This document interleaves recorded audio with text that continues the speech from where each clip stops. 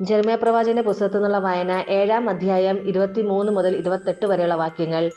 എന്നാൽ ഒരു കാര്യം ഞാൻ അവരോട് കൽപ്പിച്ചിരുന്നു, എൻ്റെ വാക്ക് അനുസരിക്കുവിൻ.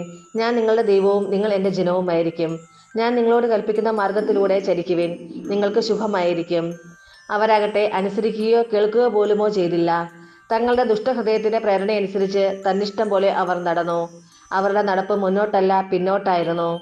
നിങ്ങളുടെ പിതാക്കന്മാർ ഈജിപ്തിൽ നിന്ന് പുറപ്പെട്ട നാൾ മുതൽ ഇന്ന് വരെ തുടർച്ചയായി എൻ്റെ ദാസന്മാരായ പ്രവാചകന്മാരെ അവരുടെ അടുക്കിലേക്ക് ഞാൻ അയച്ചു.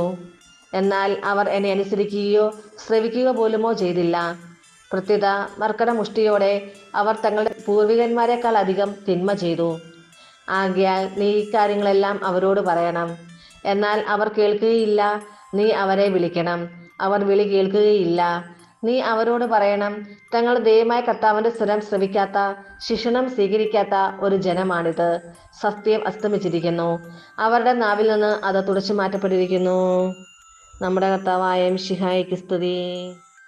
വിശുദ്ധ ലൂക്ക അറിയിച്ച സുവിശേഷം 11-ാം അധ്യായം 14 മുതൽ 23 വരെയുള്ള വാക്യങ്ങൾ.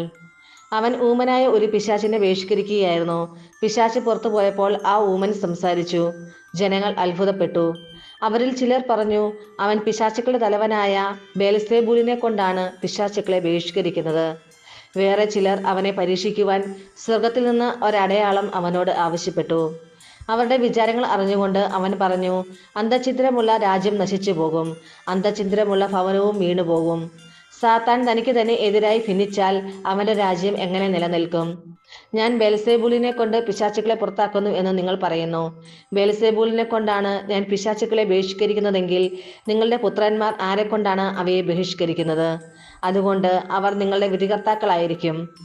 എന്നാൽ ദൈവകരം കൊണ്ടാണ് ഞാൻ പിശാചുക്കളെ പുറത്താക്കുന്നതെങ്കിൽ ദൈവരാജ്യം നിങ്ങളുടെ ഇടയിൽ വന്നു കഴിഞ്ഞിരിക്കുന്നു. ശക്തൻ ആയുധധാരിയായി തൻ്റെ കൊട്ടാരത്തിന് കാവൽ നിൽക്കുമ്പോൾ അവൻ്റെ വസ്തുക്കൾ സുരക്ഷിതമാണ്. എന്നാൽ കൂടുതൽ ശക്തനായ ഒരുവൻ അവനെ ആക്രമിച്ച് കീഴ്പ്പെടുത്തിയാൽ അവൻ ആശ്രയിച്ചിരുന്ന ആയുധങ്ങൾ മറ്റവൻ അപഹരിക്കുകയും കൊള്ള മുതൽ ഭാഗിച്ചെടുക്കുകയും ചെയ്യും.